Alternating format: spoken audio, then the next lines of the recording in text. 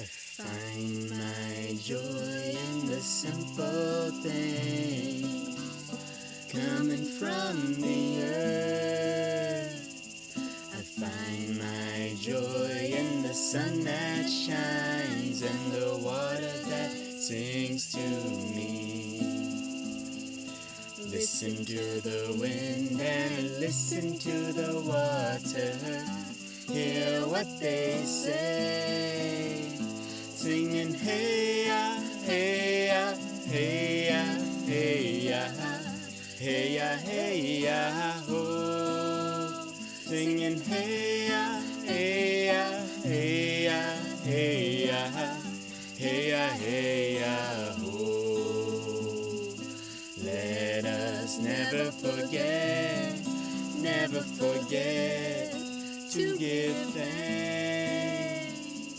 Let us never forget, let's always remember to give thanks. Give thanks, give thanks, give thanks and praise. Singing hey ya, hey ya, hey ya, hey ya, hey ya, hey ya, ho. Singing hey ya, hey ya, hey ya, hey ya, hey ya, hey ya, ho. Singing hey ya, hey ya, hey ya, hey ya, hey ya, hey ya, ho. Singing hey ya, hey ya, hey ya, hey ya, hey ya, hey ya, ho.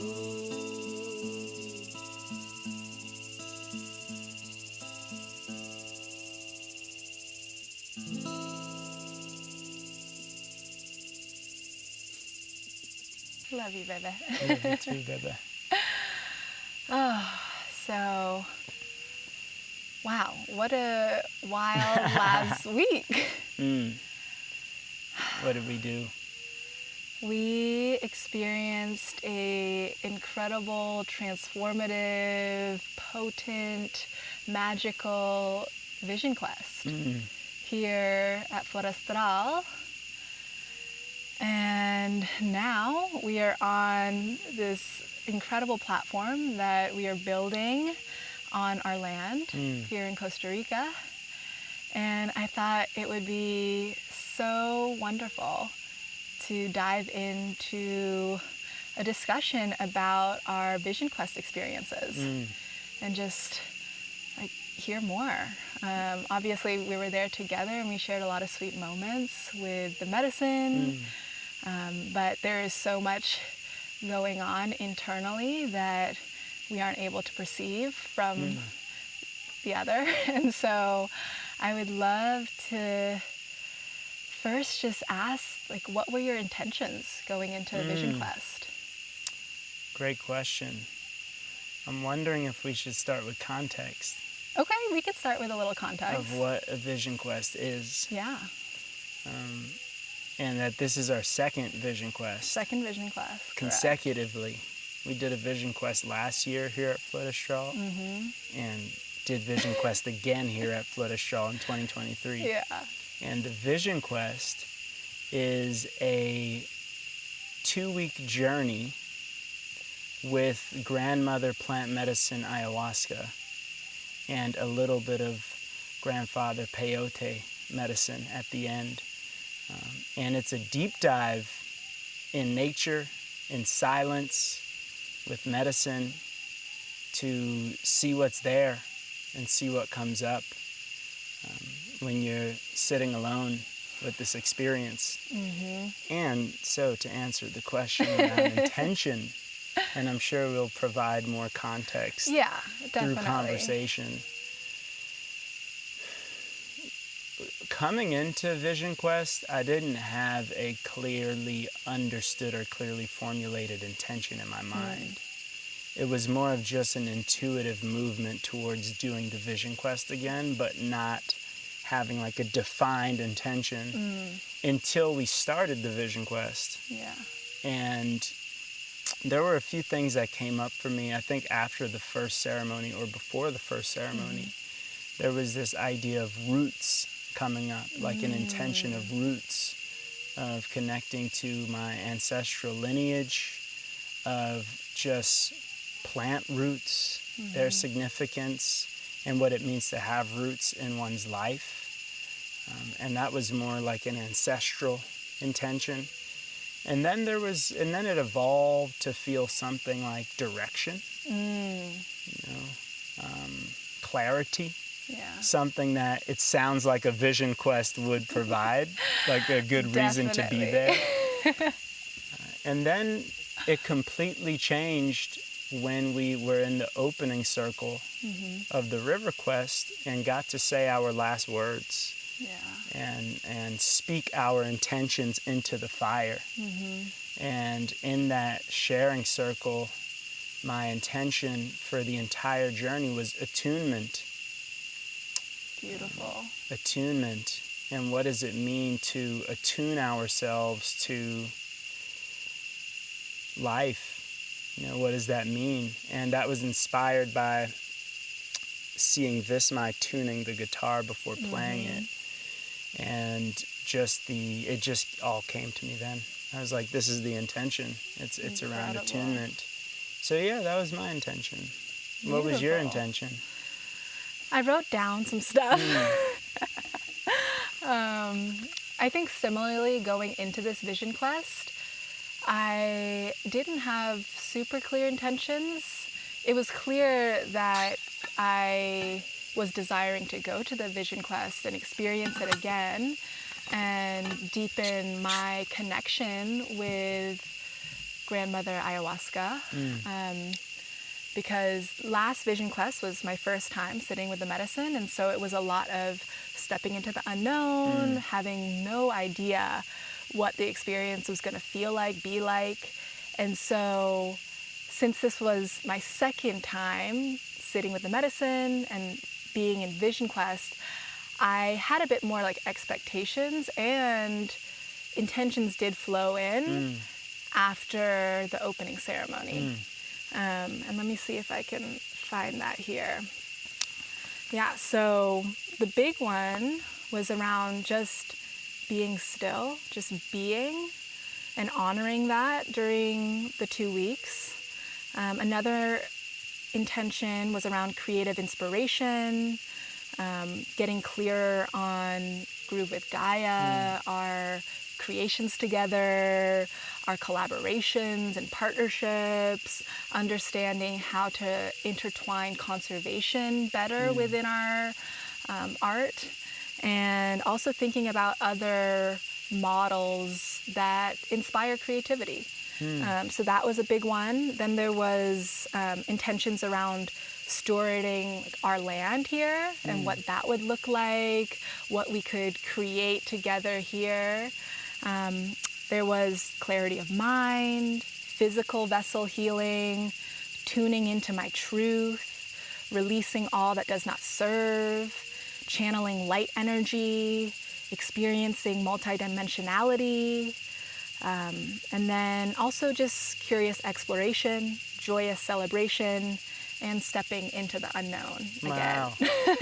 Wow. So those were all the kind of intentions that I wrote out. Beautiful. And there were probably a bunch others that kind of flowed in as well. But those were some of the main ones. Nice. I love the difference in approach Yeah. to intention setting. You had very specific multi-dimensional intentions. Yes, And I mine did. was just one word. And I Well, think that was inspired by last year. Totally. So I found, for me, it was last year, Vismai Yeah. asked us to share our intention in one word. One word. And we got to go sit in our spot and think about it and come back. What's your With one word?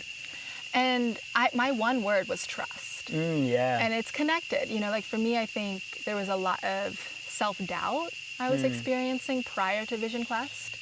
And also like recognizing that I do have, trust issues that go deep from like other experiences that have brought like pain and suffering in my life. And so like my one word was trust of self and trust of all my relations on this earth and beyond. Like, trusting my spirit guides, trusting, my ancestors, those other beautiful spirits that we get to live with, in these spaces of multidimensionality. And do you feel like your intentions were met? 100%. Wow. 100%. And beyond. Yeah. Always does. And you? Yeah, for sure.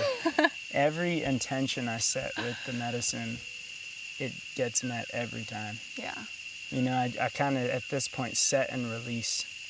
It's like set, and I don't have any expectations of how it's going to be met or what that's going to look like, but every time it lands there. Beautiful. It lands where it needs to land.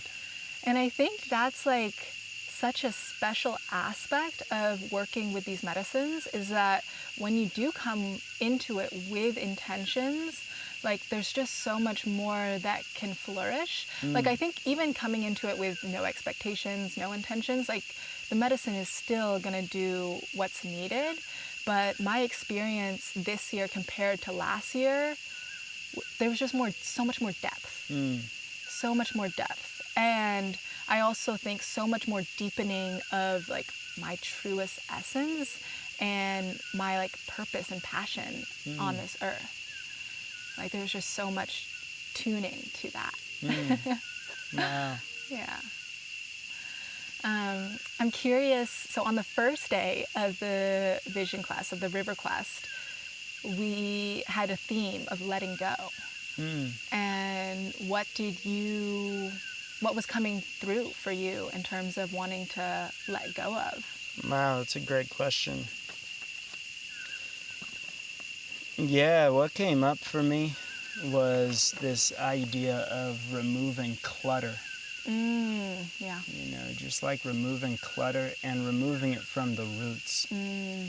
Finding the source of the clutter, finding the root of the clutter, and remove it. Beautiful. And like our friend Noah Proudfoot says, travel light, love heavy. And in this journey of traveling light, there was this message of remove the clutter. Yeah. And clutter is that which is not in service of your highest self. Yeah. Remove it from the roots. Amazing. And that came through. And in terms of what I let go during that session, and then we did the prayer into the fire, the letting go. Yeah, letting go of fear of rejection. I know that for a good amount of my life, I've had a fear of rejection. Of like ultimately, I think a lot of things can be traced back to this fear of rejection. Not wanting to say things, not wanting to approach people, not wanting to share things, not wanting to display certain behaviors because of fear of rejection, fear of being told no. And that was one that I let go of. Another one is fear of burden, like fear of being a burden to other people, and not wanting to speak my truth or express from my core or live in my fullest capacity because of the fear of being a burden to someone else, even if it's not, and I understand that totally. Like, direct harmful actions are going to be a burden. Yes. That's not what I'm talking about. I'm talking Yeah. about things that I don't think anyone would regard as a harmful Right. action. And I have this fear of being a burden, of not wanting to burden other people. So that was one, letting go of fear of conflict. I think that my fear response is flight. Just thinking of the fight, flight, fawn, and freeze. Yeah. Like my fear response is flight. And letting go of the fear of conflict. Yeah. Right, of not wanting to, again, maybe say things or share things or even respond to things because I don't want to get into a conflict. Right. I don't want to engage in conflict. I'd rather avoid that. Yeah. And that goes pretty deep, and that one affected my life in a lot of different ways. I think actually growing up, I put on this kind of tough facade, but I was actually pretty scared. And I think there was that fear of conflict. But I would push through it anyway. But I think that inherently there's this fear of conflict that's been present. And then the last two, or there's three more, letting go of the fear of unreadiness. Like the fear of not being ready for something, not being ready to play a song in front of people, not being ready to step into my full power, not being, the fear of unreadiness and letting that go. And saying that, maybe this concept of ready is, I give too much weight to it, give too much value to it. And I think I give it so much weight that I don't even acknowledge where I'm at and acknowledge that sometimes I am ready. Sometimes I am ready and I'm just making that decision based on fear. Right. Then there are genuinely times where my truth is that I don't feel ready. I don't feel up for this experience right now, but maybe I will at some future point. But there are those instances where it's just a fear-based thing. And then the fear of scarcity. There's been this one character in my life called Enough for a while. And I think since a young age, I just had this fear of maybe this intrinsic fear of not having enough, or not. And if there's a buffet, I'm going to eat a lot of food because it's free food. You also just eat a lot. I do eat a lot. But I also know my thought processes. Or my past thought processes that I'm letting go of, that I've let go of. Is this fear of scarcity, this fear of lack, this fear of not having enough, fear of not being enough. And then the last one I wrote in all caps was the fear of giving up control. And I noticed that even with new things, I'm really delicate with them. Very. And very. it's even this platform. You were afraid to dance on it. I'm very delicate with them because I know that I have some control over preserving this thing and giving it a long, healthy life. Yes. Right? Whether it's the Handpan or the MetaQuest Pro or whatever it is. Right. And that's almost a metaphor for other things as well. And I think that at the root of that, if I'm removing clutter from the roots, I think that one's really about giving up control. Giving up the control of saying, I don't have control over what's going to happen. I just need to trust that whatever's going to happen to this thing is going to happen. And just be more letting go in that way. So those are some of the things that came up. Amazing. And do you feel like during your Vision Quest experience, or even during that day, that you were able to let go of all of those things? Yeah, it would be really nice to think that me putting those intentions into the tobacco and throwing it into the fire would just automatically make those things disappear. That's a really nice thought. It doesn't? That's a really nice thought.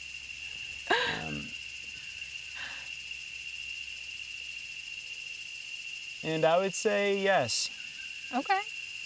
I would great. say yes. Yeah. Because I also know that I have the ability to control this. Yeah. Look at me grabbing onto control. No, but I have the ability. I can embody this. Yes, you can. Like the first step to embodiment is that cultivating that awareness. Yeah. And by cultivating this awareness, I know that I can move through these. Definitely. So are they completely gone like that? Probably not. Are they going to dissipate over time? That I'm certain. Yeah. Yeah. Me too. Based on this journey. How about you? What did you let go of? Yeah, it was interesting. When I first sat down after our first glass and then went to my space, I was like, what do I want to let go of? And I couldn't really think of anything. Like it took me several minutes. And the first thing that popped in my mind was my neck pain. Because, my car accident, like a few years back, like I'm still feeling stiffness in my neck and just crunchiness, I guess is the best way to describe it.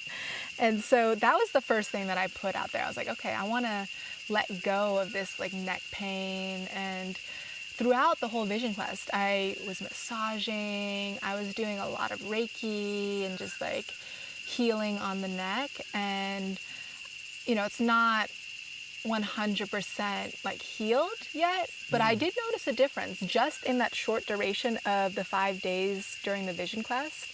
Like my neck has stretched in ways that it hasn't in a while, and the crunchiness is starting to dissipate slowly. I think I just need to continue massaging it and caring for it. But that was the first thing that came through. And then the second thing was perfectionism of self. I definitely struggle with perfectionism in my life, and that has been a barrier to sharing my art and my creativity or any work, with this like fear of like judgment, I guess, is attached to that. And that was the third thing, was like distrust and judgment. That I really wanted to let go of, because like I do trust myself, and I can say that with confidence now. Thank you. I can say that with confidence now. Like that is something that came through so powerfully during the vision quest. It's like, oh my gosh, like I am beautiful with all the dimensions of self, and like perfectionism, like that's boring. It's like the imperfections that are so unique and so beautiful, and I love that about myself. I love that about others. And so that came through really strongly during the vision quest. Is like, oh my gosh, those things that I was like judging myself for, I actually love. And so that was powerful. And then the fourth thing that came through was Connie Fung, my aunt, who passed, as you know, over the summer. And, I've been moving through grief, and I have been able to not be so sad about her passing. But throughout the vision quest, there were different moments of, sharing the tobacco with the fire. When we did the sweat lodge, like my rock was solely dedicated to Connie, and like having her be there with us in the sweat lodge in the heat. And so there were many moments throughout the vision quest where I was just honoring her and crying. And, I still feel her, but I know that she has moved on to a beautiful, beautiful space of soul sanctuary, I guess is a good way to describe it. And I think I'm still in that process of really like letting her go. Oh, so the throwing the tobacco didn't It wasn't the magic didn't quite bullet? hit. I think I want to go to Hong Kong. Yeah. I want to go to Hong Kong. I want to be with my dad. I would love for you to join, and I would love for my sister to be there as well, and my mother, and for us to have a ceremony in her honor. That's beautiful. Yeah. Whew. So yeah, that was the last thing that came through for letting go for me. Wow, those are beautiful. Those are powerful. Yeah. Like the letting go of perfectionism. That it sounds to me like an evolution in the definition of beauty. If life is supposed to be beautiful, and it's about bringing joy and experiencing joy and having others experience joy, maybe one path to that is trying to be what you think people perceive as beautiful in life. Whether that's like getting good grades or whether that's like whatever it is. Right. And just kind of saying, well, there isn't this one fixed model of what is beautiful, and actually the richest of life's beauty is found in the imperfections, like you said. 100%. Yeah, it was a big shift in perspective. Yeah. And I think perspective. I was like slowly making those shifts over time. Like I remember for Dan's birthday, like my share was around, loving my dance and loving that I love a multitude of things, and I'm not like a master of one, but like what's the good jack of all trades. Jack of all trades, and like, I actually love that about myself. Even though for so long I was like, oh my gosh, I need to be like really talented at one thing. And like, if I'm not, I suck. It's like, no, I don't suck. Like, I just have a lot of passions, and that's epic. Like, that's so rad and cool.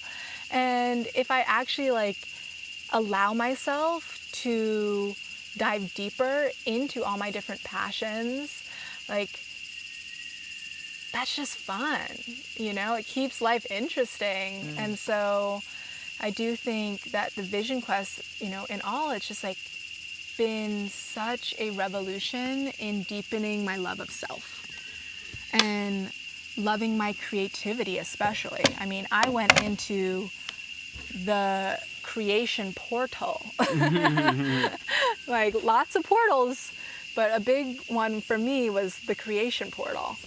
And just awakening my artistry, awakening my creative spirit in ways that I think I felt it to a certain degree, but I really felt it because I was just going about my days with the medicine, just coming up with so many ideas.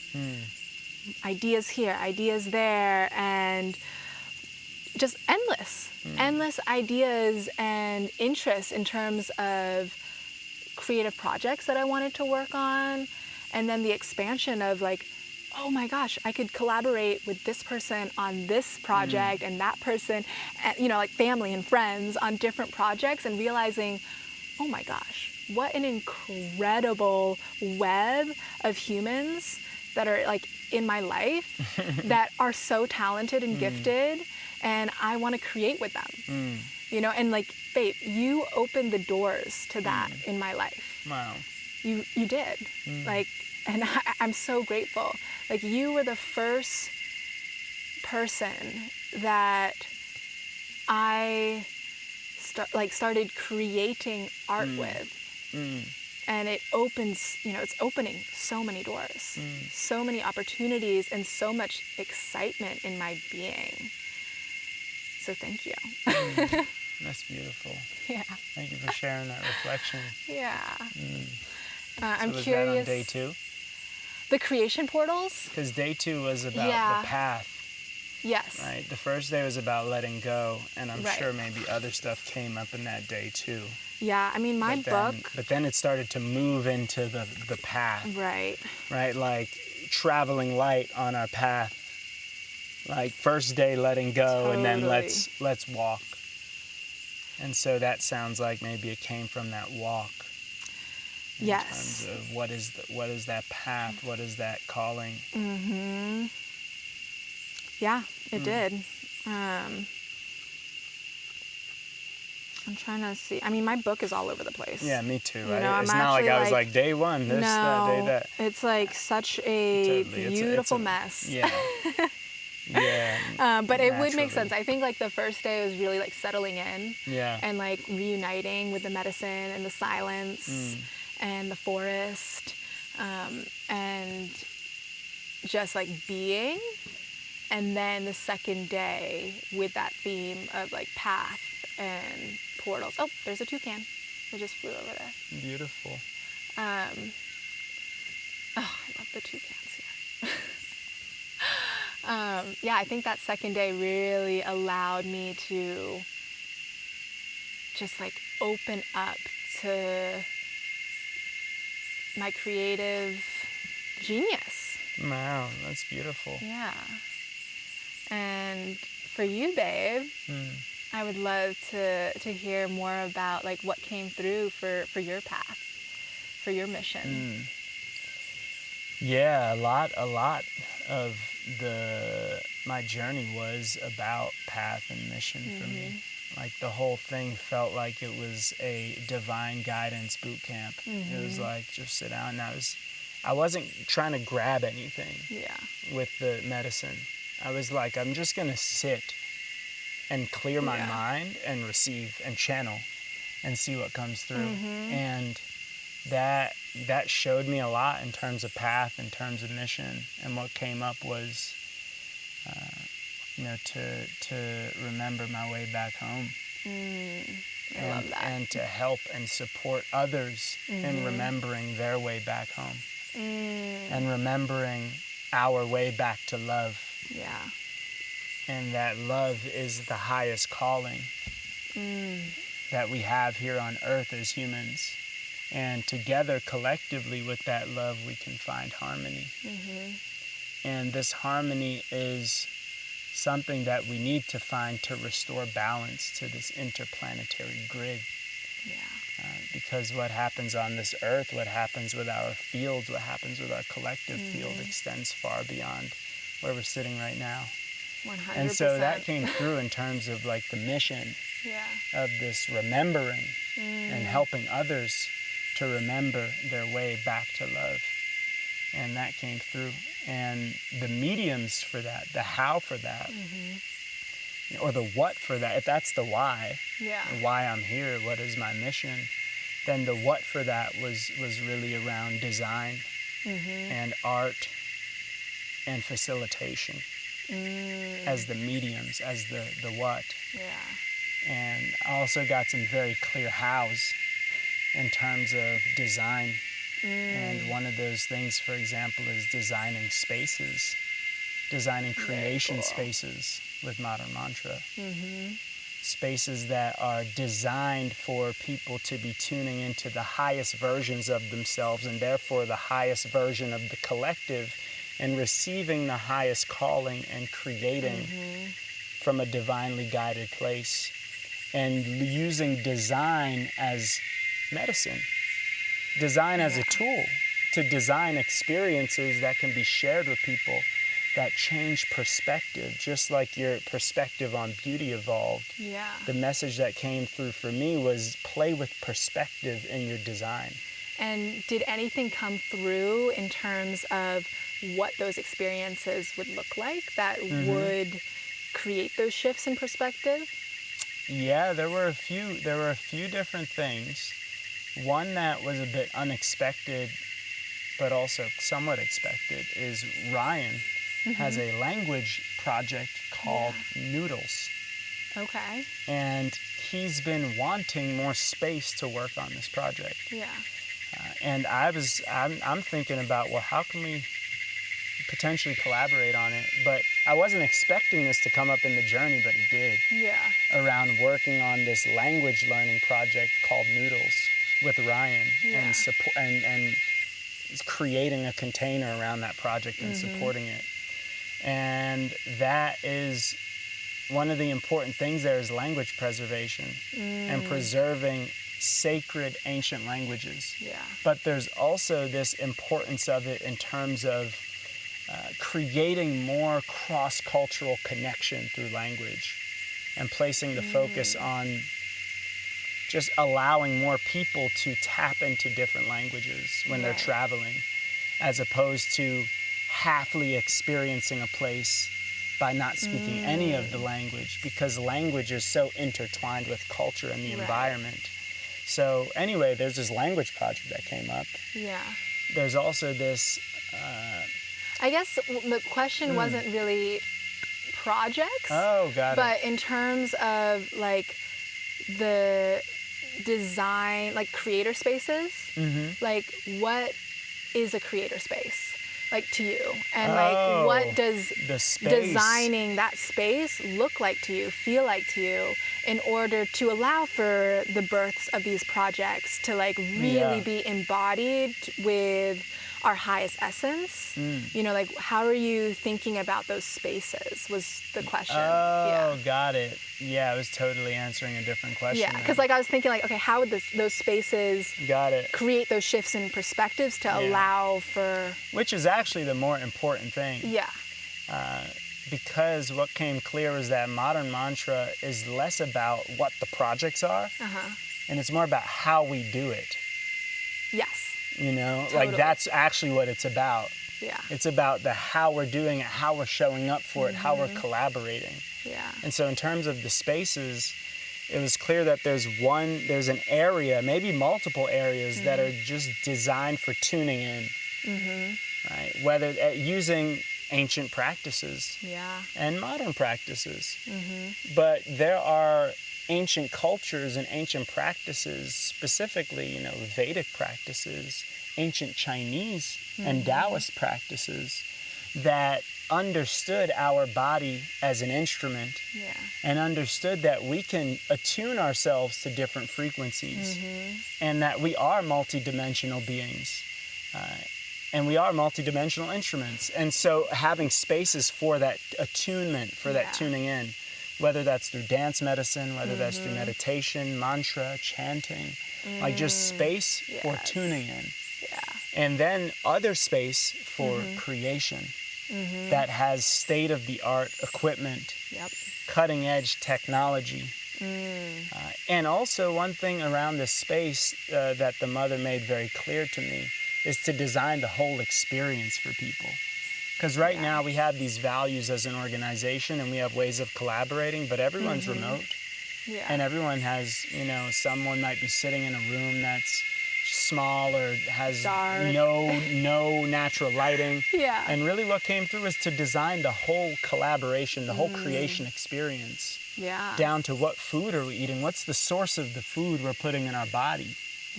What does it look like to synchronize what we're listening to as a team? How can we really tune into the highest vibration of the project? And how can we really receive what the highest calling is in terms of what to work on? So designing spaces like that with these different components, a tuning in component, a creation component. And it was very important that it's in nature. Did you have certain locations? There were 3 locations that came up. One is Black Mountain in the Blue Ridge Mountains in North Carolina. One is the Diamante Valley, which is exactly where we are here in Costa Rica. And the other was Sintra in Portugal, which is a very sacred place with ocean and mountain and just feels like a high vibe place. And it's an hour away from Lisbon, which is becoming quite the global innovation hub for nomads and entrepreneurs, etc. So those are some of the things that came up. Those are good spaces. Those are good yeah, places. Yeah. What came through for you in terms of, I know there's a lot more I could say on this stuff, but I think it's nice to maybe ping pong, you know? Yeah. So I'm like, I could talk about this, I could go Totally. deep. There was a lot more that came through Yeah. around these spaces, but that's kind of the essence of it. Amazing. In terms of the creativity and the artistry that was really channeling through for you. Yeah. How do you see that manifesting? Yeah, in a lot of different ways, a diversity of ways. I think one of those manifestations that feels very exciting to me is the design of our home, our land here. Which is where we are right now. Yeah, right here. I felt very excited about the possibilities of what this could look like in the next few years. And the first thing that came through was, what do I want this place to feel like when our family and our friends and our future kids are here? Like, what would they feel? And the first thing that came to my mind was play, like just playfulness. And I saw friends and family connecting through laughter, connecting through play, connecting through movement, connecting through song and dance. And so what came through during the Vision Quest was creating a playground sanctuary. And I started to draw out the land design for this space. And what initially came through was creating growing a huge bamboo archway right over there. And then it would flow into a beautiful labyrinth that would have plants that would invite butterflies and hummingbirds into the space. Also potentially having medicinal plants within the labyrinth as well. And the thought around having the labyrinth at the entrance was so that those that enter onto this piece of land, like, immediately are entering into this space mindfully and peacefully. And so having that, like, energetically flow into the broader space was something that was very important with this vision. And then right next to the labyrinth, I was seeing a beautiful, epic bamboo flow dojo. And so this would be the space for movement practices, dance, ecstatic dance, martial arts. Wow. Just a beautiful space for us to, like, move our bodies and invite friends and family to move with us. And then on this side of the land over there, as you know, there's a ton of sun that hits that part of the land. And so I was seeing that being our fruit haven. And so we could grow cacao, mango, passion fruit, lychee, soursop, avocado, dragon fruit, papaya, mangosteen, durian. And then was also thinking of either lining, like, the back over there with coconut trees or lining this with coconut trees. Because I realized if we put the carport, like, back there, it's like maybe it would be kind of risky to have the coconut trees line that, just because we wouldn't want a coconut falling and hitting the car. So yeah, coconut trees for sure. And then this middle space right here, I was thinking could be the space for archery. And that is something that I have not actually I don't have any experience doing archery, as you know. But it's been an interest for a long time. And I was like, why not include that in the design of this space? And then having the sacred fire kind of be right in the center of where what do you call them? Target? The target would be, and then where you would shoot. So potentially you could have the fire going and be shooting through the fire, which, wow, how incredible would that be?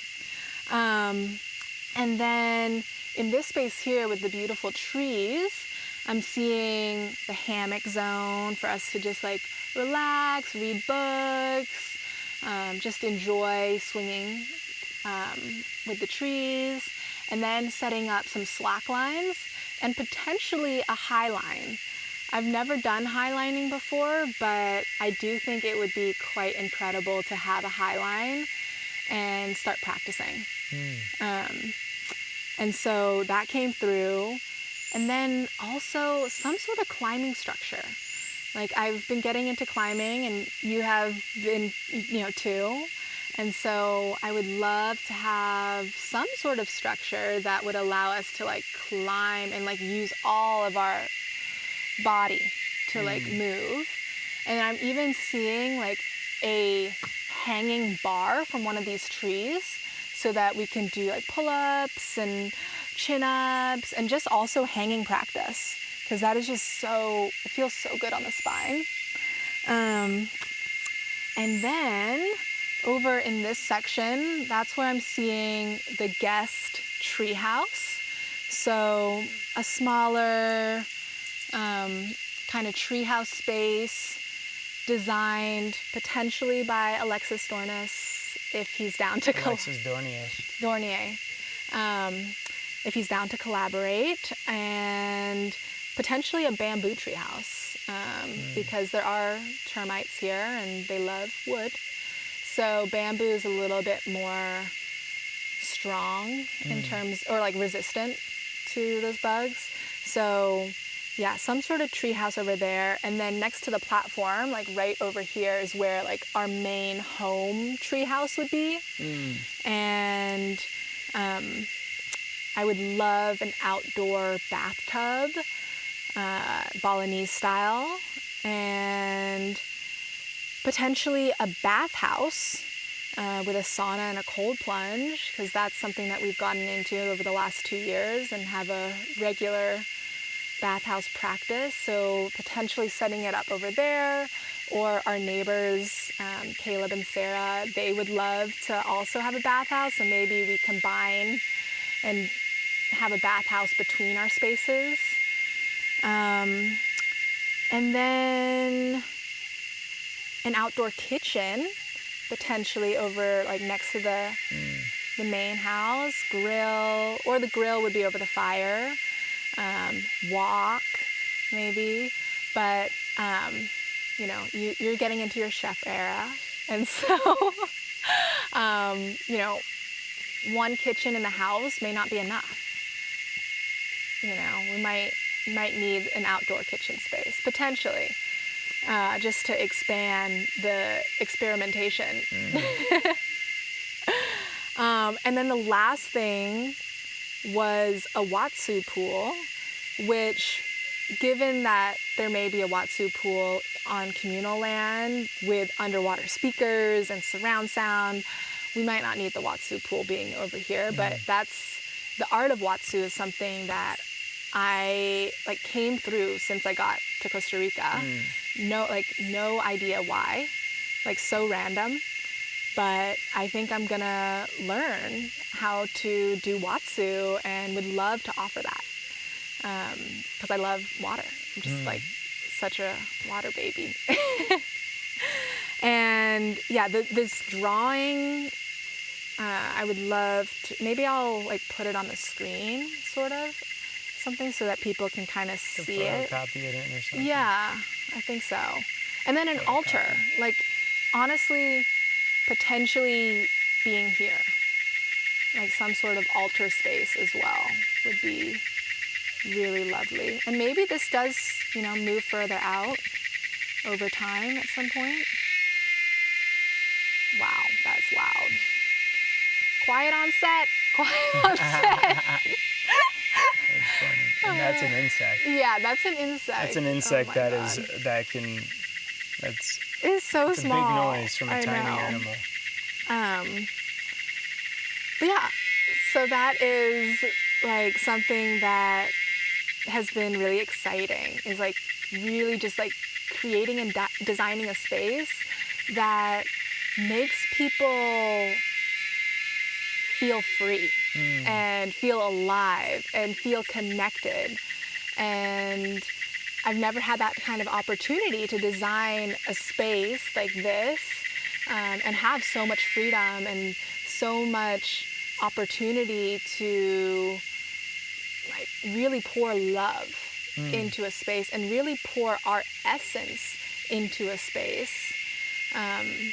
So I'm excited. I'm really excited. And I feel like I'm channeling my grandmother, Grandma Susu, who, was an interior designer, and that was like her passion, her mission, her love. And I feel like I'm channeling her through what I'm like seeing visually of what this land will be. Yeah. I love that. That sounds very exciting. Yeah. I feel really excited about it. And space design is everything. You know, it's like how do you exist in a space, and that can change. The slightest change in a space, the slightest shift in perspective based on changing a space can change so much. Even when you think about, are things straight lines? Are they round? Yeah. You know, sacred geometry, like how tall that. is the ceiling? And how indoor, how outdoor is it? All these things. I'm connecting this to the modern mantra manifestation spaces. And it's like, oh, maybe like I can help with the design of that.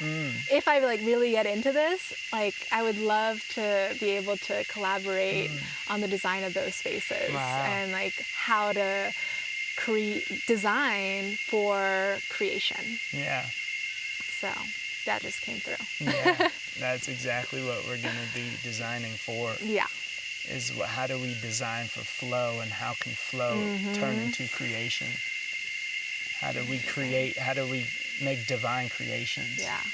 Because we're tuned in and can channel these things so clearly. So yeah. Beautiful. And what else came through in terms of creations? A film. I wrote my first film, which is wild.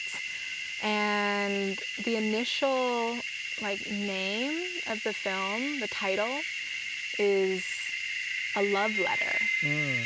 And it came coming through... to a theater near you. Yes. Maybe a short film fest is what I like realistically what it would be. And love it. So A Love Letter, and this would be a silent film about our love story, the beginning, when we met. So, you know, also, this is an invitation to star in my first film. Wow. I would be honored. I really got to channel my inner Charlie Chaplin, or my inner Mr. Bean, you know? No, you just got to channel you. Just be you. Yeah. So the film... You know, I was thinking sorry, I don't mean to cut you off. All good, babe. But I was thinking that's a really fascinating concept about the film. And I think I'm just in this lens of perspective. The silent, but more the starring in your own movie. Yeah. Because most movies or most film projects that are about somebody's life where they're in it, it's a documentary style film. Totally. But this is a non-documentary narrative, visual narrative, where the actual people that the movie is about is starring in those roles and playing their past, present, and future selves. It's a fascinating concept that there may be a movie out there that does that. Yeah. You know, I think some movies do have some autobiographical weight, but I can't think of one. No, there's the what's his name? There's that actor that was like a child actor.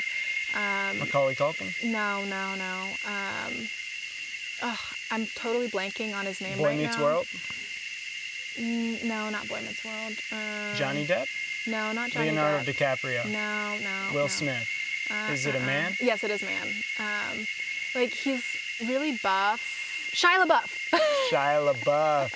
He starred... with his father? Yes. Yeah, that was awesome. Yeah. So, okay. He's really buff. He's not really buff. Well, I guess he kind of did get buff, but his name is Buff. Okay. That's funny. So, I thought that was a brilliant movie. Spy Kids. He's not in Spy Kids. Shia LaBeouf wasn't in Spy Kids? No. Was Shia LaBeouf not the original Spy Kid? No. For real? You're talking about the main, like, young boy in Spy Kids? No, he's married to the singer, and their kid, honestly, is so cute. LaBeouf. No, Didn't that's Shia not LaBeouf start off in some show? Yeah. Where he had a female co-star? I think, Anyway, that's so beside the point. Shia LaBeouf played himself in a movie with his father.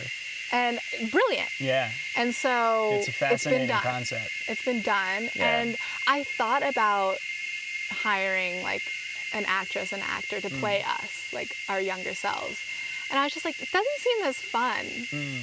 You know, to, like, I feel like to star, to direct, to edit, like, to do all those pieces, like, for my first film, it just felt more in resonance.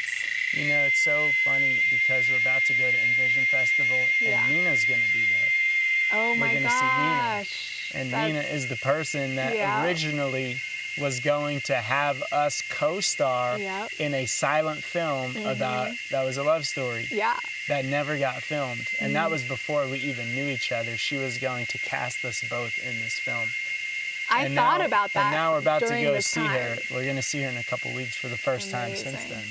Amazing. It's pretty funny how this all works. Yeah, it's beautiful. Life is wildly magical. Yeah. So silent film about us meeting. So it'd be filmed in Bali. I would like to go to Pretty Poison and, like, film... Really reenact it. Yeah, reenact, like, certain parts of that beginning. And I think... Hey. What's your name?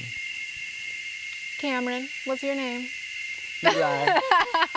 Look, we got it. We're good. No words, babe. Totally. So it'd be no words. And, like, the reason why the title's a love letter is because I was seeing letters throughout the film. So instead, you know, there's no words, but there's still going to be, like, some words shared silently. Right.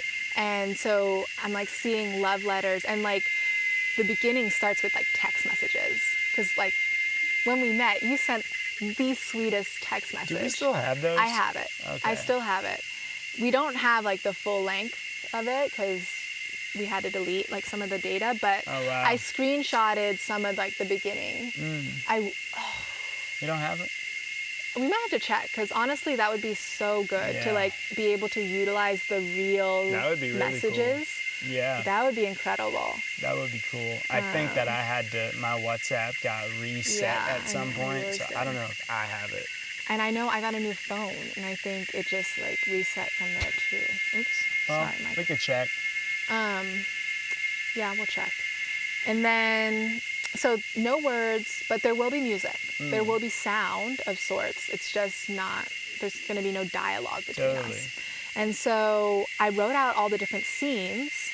And also what came through is that it would be filmed by Adam Bricker, my cousin, who is the cinematographer for Chef's Table and just incredibly talented. So, you know, hopefully he would want to collab with us. And then the, like, photos would be by Tori, our good friend who's a photographer. I would love for her to join us on this, like, adventure and, like, photograph our creation. So we both have, like, the film and photos. And so then, I wrote out a bunch of scenes, which I don't want to really go through them all right now, given that we're kind of losing light a little bit. Just a little bit. A little bit of some of the scenes? Okay. So I'm seeing it start out... Well, no, I was saying just losing a little bit of light. Oh, okay. It was kind of sarcastic. It was it's probably going to be dark in like 5 minutes, but We can probably. go until it gets dark. Yeah, we could. Yeah. But yeah, so okay. Yeah, so no need to go into the details. Once it's created, it will be shared. So excited to create my first film. And then also another film came through that would be like a family film with my mom. And Will Ferrell. Not quite. More like my mom and Ralph and Jack and Oscar and Emmy. Wow. And it would be shot at Smith Rocks. And it would be like a climbing, highlining film. Like the first time I highline. Or like the first time we highline. I think Jack and Oscar may have already highlined. But it would be like a film of just like camping, like a nature kind of film vibe. So that came through as well as something that I would be interested in like creating, and also just to like gather my family to like create together would be so fun. Yeah. And there was also stuff of like creating a clothing line with Jack, my brother. Like, what could that be like? Creating a ski film with Oscar, because that's his passion. Even thinking about like a podcast with my mom and sister, just like, because we talk so much, and I know my mom's been like itching to like create. I'm not sure if Em would be down, but I think she could be open to it, potentially. But yeah, there were just so many ideas flowing, and just a lot of creations that I see now that I did not see before the Vision Quest. Like I was had an interest for filmmaking. Like that was clear before going to the Vision Quest. But what I was going to create, no idea. And then the Vision Quest was like, boom, here. Like, this is what you're going to create. And I was like, oh, it makes total sense. We've been wanting to go back to Bali, and now it's like we were going back to Bali, and we could create something while we're there that is so special. So special. And I just think it would be a ton of fun. Yeah. Go back, like, memory lane, like, I don't know, it'd be Hit really up sweet. the old landlords. Yeah, well, yeah, I think some of those pieces we might not need to, like, film in the exact same space, but, Yeah. So that was really cool. Yeah. Thank you for that question, Beba. Of course. Is there anything else you want to share before the lights go out here? Well, is there things that you would like to share? Well, there's a lot more. I feel like we can have several parts to this conversation. That's true. You think we should be wrapping up? I mean, we can. The sun can wrap us up. Okay. I think when it gets too dark to have a good shot, which is probably now, I guess, right? Like, we can go until it's dark, but from now until it's dark, it just might not be the best lighting. Yeah. So then that would mean that we have the subsequent parts of this conversation in Pavones. Yeah. We're gonna continue this conversation. I mean, I feel like everything that came through the Vision Quest is gonna continue to flow through our conversations and through our creations. So yeah, there's still so much to share. But yes, we are losing light. And so I guess before we lose light, Elijah Ade Johnston. Will you star in this film? You are the love of my life. Wow. I cherish every moment with you. I cherish all of the blessings and beauty that we have created together. I cherish all the moments of stillness together.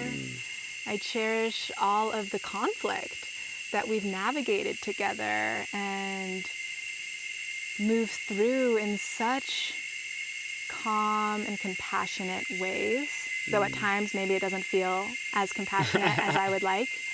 It's still, Shade! It's still coming from a place of love and from the heart.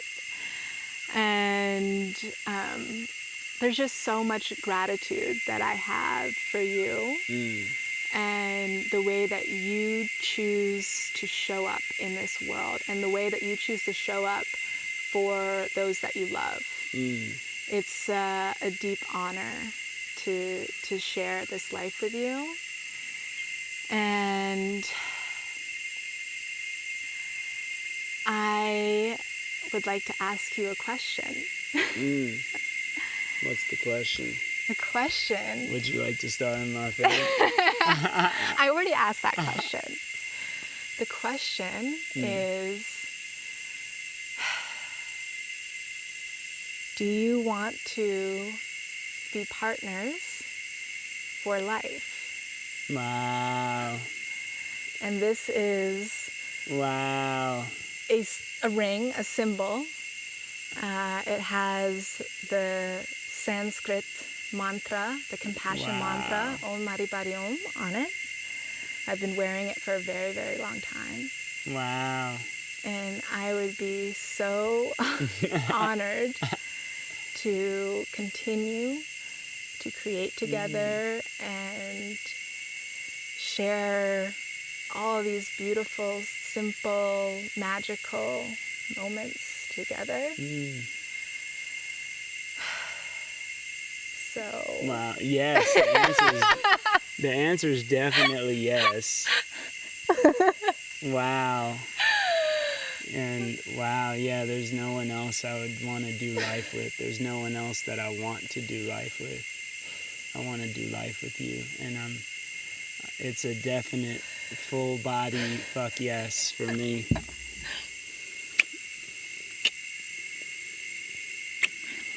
I love you too, baby. So that was another vision that came through. Is that a proposal? Yes. Wow. I didn't feel like "Will you marry me" was the question I wanted to ask, but the proposal came through during Vision Quest, and I was thinking, oh, how should I do it? Where should I do it? When should I do it? And how fitting to do it here on our land that we are building for us, but also for our future generations. And it was such a strong piece to my Vision Quest, babe, that look at that bird. The turkey bird is coming to visit. Yeah, congratulating us. Wow. Are you trying to look for... I'm trying to find a specific thing. Yeah. And I feel like it would have been such a movie moment if I would have found it in some decent amount of time. But that was... I just wanted to find the place where... the multiple places where it talks about me proposing to you. And except what came through for me was proposal in Pavones. And you beat me to it in terms of the proposal. But I can still follow my journey and propose in Pavones. Yeah, I would welcome that, babe. I was wondering, I was like, and I actually decided I wasn't going to get a ring. Because I saw Evan and Chrissy. Yeah. And that Ev sometimes takes off his ring, and she was like, yeah, he has the option to wear the ring or not. And I'm like, do we even want a ring? Does Cam want a ring? Do I want a ring? Do we want a ring that we have to wear for the rest of our lives? I have no clue. You want to play the handpan? I play the handpan. Yep. Having a ring, I'm going to have to take it off. I have no idea. This is more of a symbol. I know, it's a symbolic symbol of my love and dedication and devotion to you and to our life together. I know, I'm not saying that. I don't want the ring. I know. I'm just like clarifying that, it's a symbol. Wow. I don't even know if it would fit, but. Maybe my pinky. Yeah, maybe your pinky. There we go. Wow. Well, if I can find this. Yeah, but you could share it later, babe. It's written multiple times somewhere in this book. And you know, it's funny. I showed you a page. Mm-hmm. And then at the bottom of it, it was like proposal and pavonis. And I was like, oh, I hope she did not see that. And I don't think you did. Yeah, that was one of my options, babe. It was like, maybe I propose while we're surfing, during like surfing the waves, and like share something about surfing the waves of life together. You know, that was something. But then what kept coming through again was like on our land, either in our tent, because the memory of when you first said I love you was in a tent. And at that time, I was so scared and so broken that I could not say I love you back. You know, and that breaks my heart thinking about it now. Like, breaks my heart. And so it's all good. We say it now. We say it all the time. Yeah. I love you. I love you. I love you. I love you.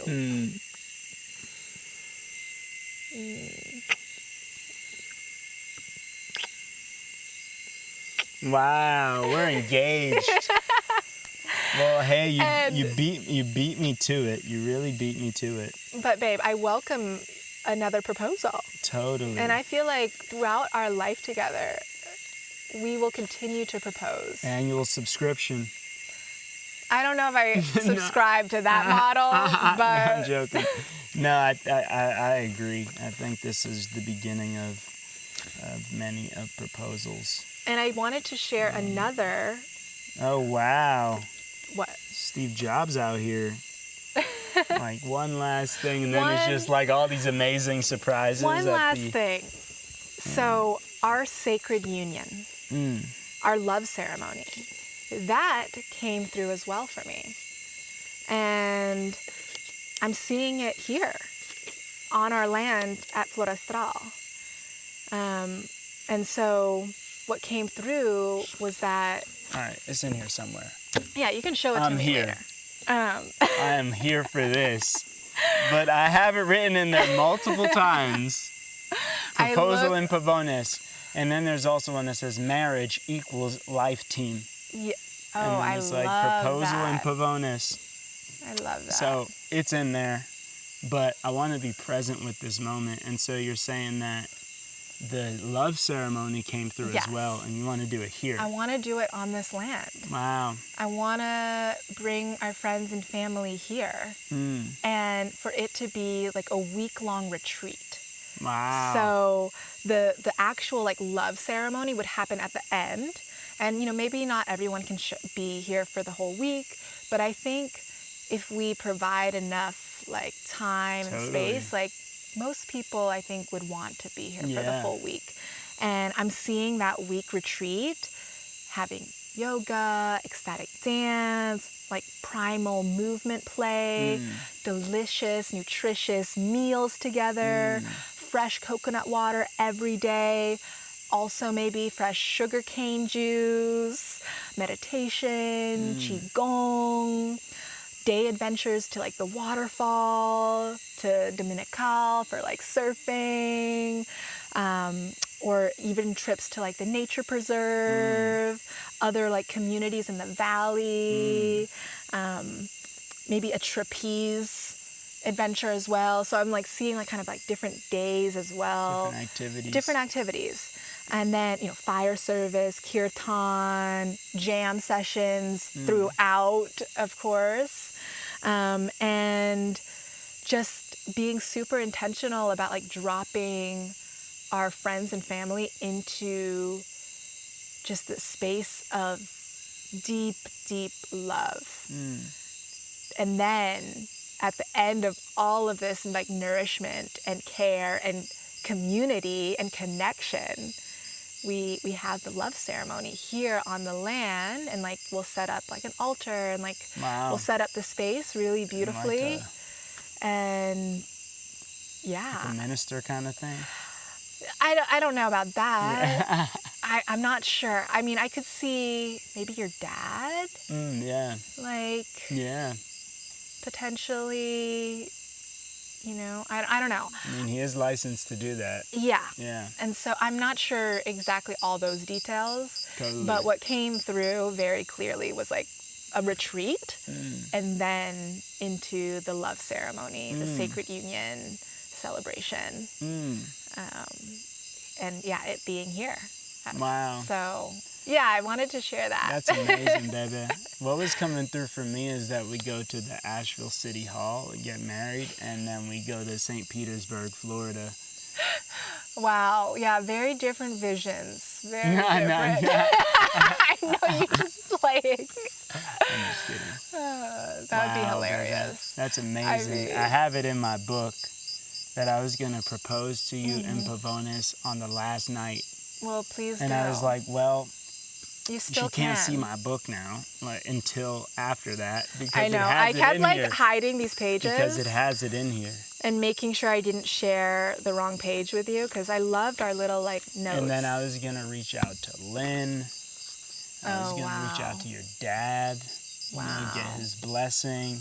I thought about that. And just, you know, dial that in, have those conversations. Yeah.